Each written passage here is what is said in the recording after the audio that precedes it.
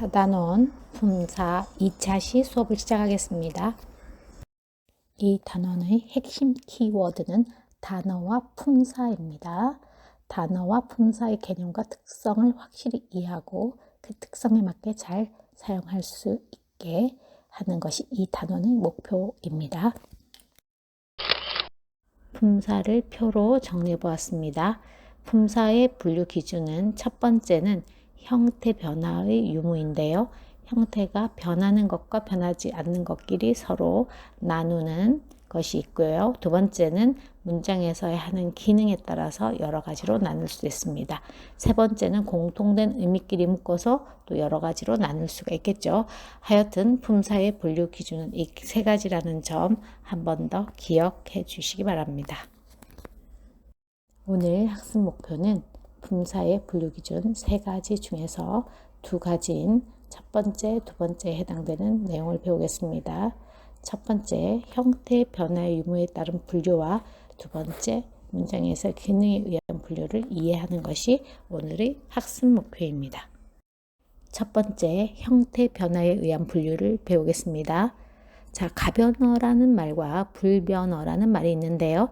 먼저 가변어의 뜻부터 봅시다. 가는 가능할까, 변은 변할 변, 어는 말어죠. 그래서 변하는 것이 가능한 말, 즉 다시 말해서 변할 수 있는 말입니다. 형태가 변하는 말이란 뜻이죠.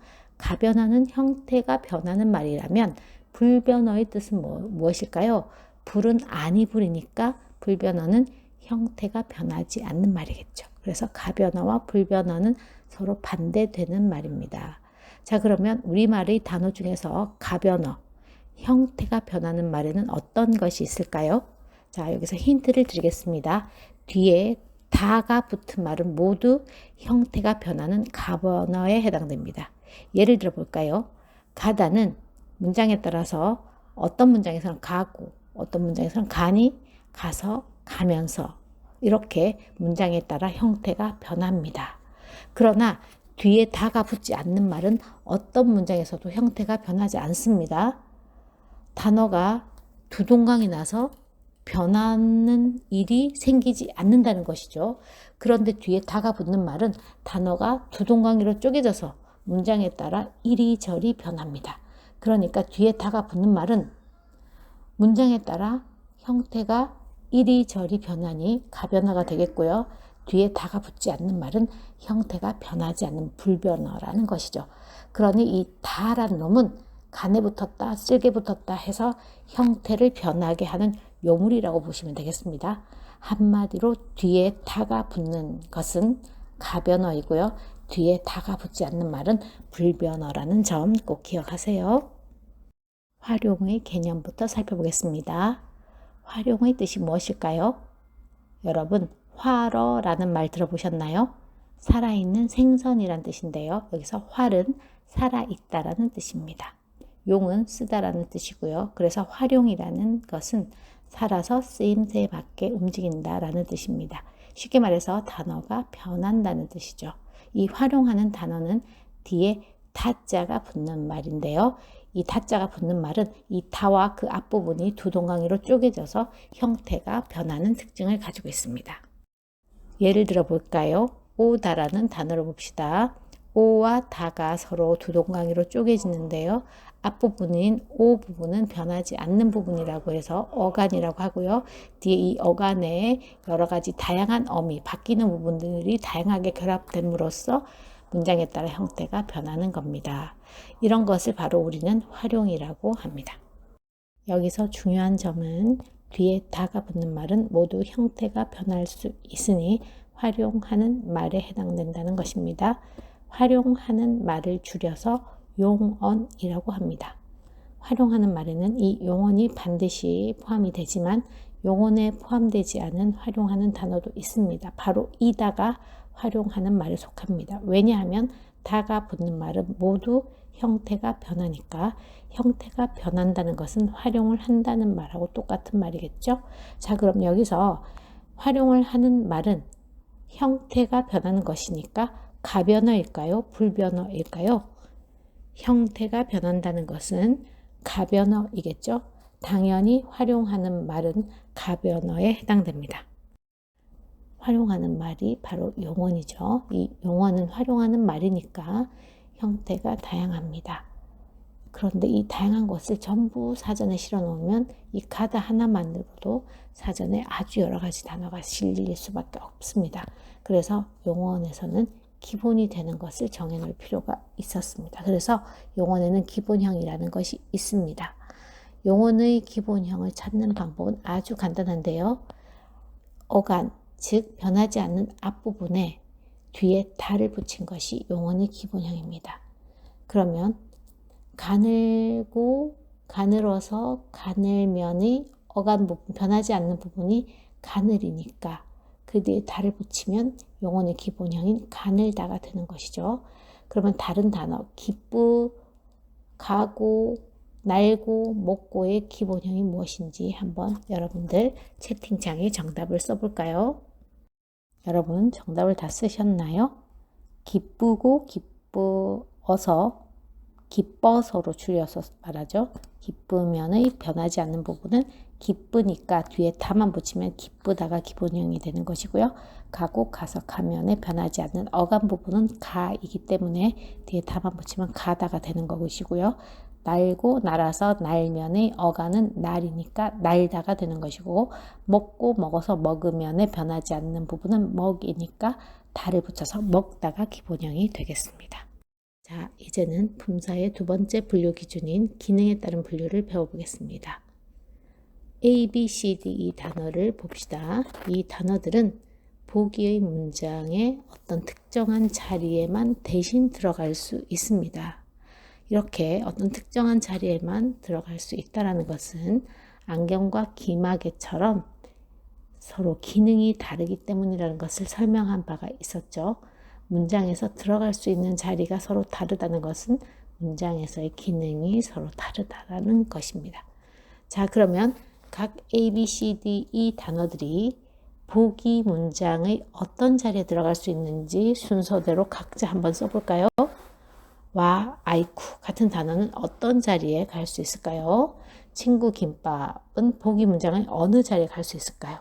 그 외 단어들도 각자 자리를 찾아서 순서대로 써보시기 바랍니다. 정답을 확인하겠습니다. A의 단어들은 어머나 대신 들어갈 수 있겠고요. B의 단어는 책상 대신 넣을 수 있겠고요. C의 단어는 이 대신 들어갈 수 있겠습니다. D의 단어는 정말 대신 들어갈 수 있겠고요.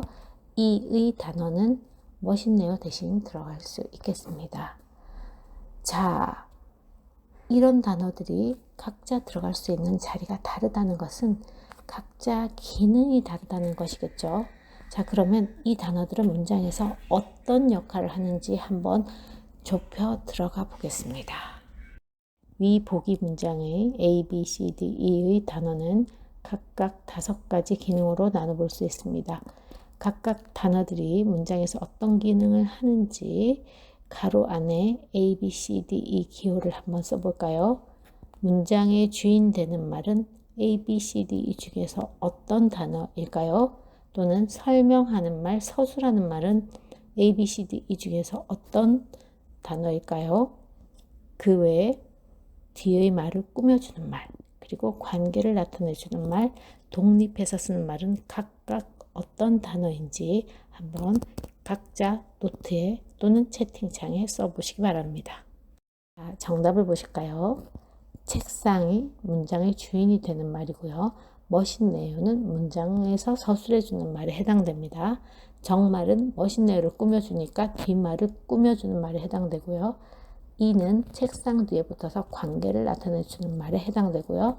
어머나는 독립해서 쓰는 말에 해당됩니다. 자, 자신의 답이 이 답과 일치한가요? 그 사람은 바로 언어 천재입니다. 이것만 이해했다면 앞으로 그 어떤 어려운 문제도 이해할 수가 있습니다. 단어에서 문장의 기능을 이해하는 것이야말로 이번 문법 단원에서 최고의 난이도 문제를 이미 다 해결했다는 뜻이나 마찬가지입니다. 자, 이제 여러분들은 자신감을 가지고 공부에 임하셔도 되겠습니다. 자, 오늘 수업도 거의 끝나가고 있습니다. 조금만 기다리세요. 품사의 두 번째 분류 기준인 기능에 의한 분류로는 총 5가지로 나눠집니다. 문장에서 몸체, 즉 주체가 되는 말은 체언이라고 하고요. 서술하는 말, 설명하는 말은 뒤에 다자가 붙을 수 있는 말이니까 활용하는 말, 용언에 해당되고요. 뒤의 말을 꾸며주는, 즉 수식해주는 말은 수식언이라고 합니다. 그리고 관계를 나타내주는 말은 관계언이라고 하고요. 문장에서 다른 단어에 얽매이지 않고 독립해서 쓰는 말은 독립언이라고 합니다. 지금 각 A, B, C, D 이 단어들은 체언, 용언, 수식언, 관계언, 독립언 중 어디에 해당되는지 각자 한번 순서대로 써보시기 바랍니다. 자, 오늘 이것만 하면 여러분들은 오늘 배워야 될 내용을 거의 다 배운 것이나 마찬가지입니다. 자, 정답을 확인해 보겠습니다. 문장에서 몸체, 즉 주체가 되는 말은 체언이라고 하는데요. 친구, 김밥 같은 말들이 문장에서의 몸체, 주인 역할을 하는 체언입니다. 서술하는 말은 뒤에 다가 붙을 수 있는 말이고요. 형태가 변하는 말이어서 용언이라고 합니다. 크다, 더럽구나 이런 말들이 바로 서술 기능을 하는 형태가 변하는 용언에 해당되는 말입니다. 그리고 뒤의 말을 꾸며주는, 다시 말해서 수식해주는 말을 수식언이라고 하는데요. 엄청, 매우 같은 단어들이 뒤에 말을 꾸며주는 수식언에 해당됩니다. 은, 조차, 만 등은 관계를 나타내주는 관계언에 해당되고요. 아이쿠, 앗 이런 말들은 문장에서 독립해서 쓰이는 말이기 때문에 독립언이라고 합니다. 이제 품사의 분류 기준 두 번째까지 모두 설명이 끝났습니다. 오늘 복습 테스트를 하기 전에 분류 기준에 대해서 한번 다시 정리해 보는 시간을 가지겠습니다. 품사의 분류 기준 3가지 중에서 첫 번째 분류 기준, 바로 형태 변화에 의한 분류에 의해서는 가변어와 불변어 2가지로 나누어집니다. 두 번째 분류 기준인 기능에 의한 분류는 체언, 용언, 수식언, 관계언, 독립언 이렇게 5가지로 분류할 수 있습니다. 오늘 배운 개념인 가변어, 불변어, 체언, 용언, 수식언, 관계언, 독립언의 개념을 꼭 기억해 주시기 바랍니다. 이제부터 복습 테스트를 시작하겠습니다.